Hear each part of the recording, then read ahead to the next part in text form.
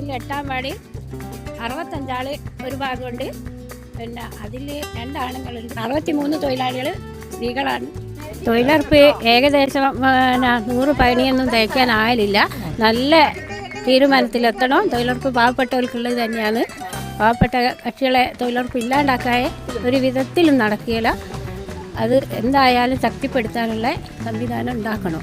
കേന്ദ്രമായാലും കേരളമായാലും ആരായാലും.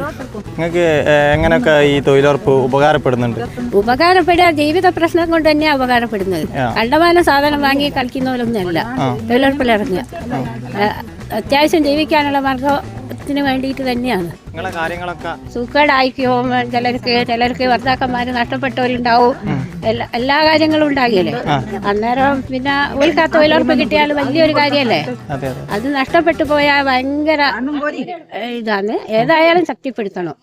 തൊഴിലുറപ്പ് മുന്നോട്ട് എന്തായാലും വേണം.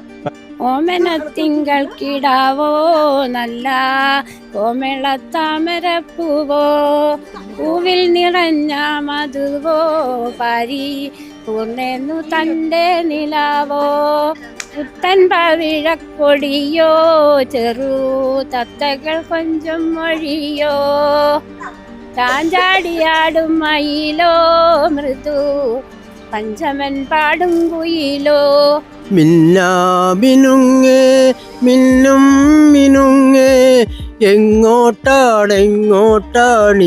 തിടുക്കം നീ തനിച്ചല്ലേ പേടിയാവൂലേ കൂട്ടിനു ഞാനും വന്നോട്ടെ മിന്നാമിനുങ്ങേ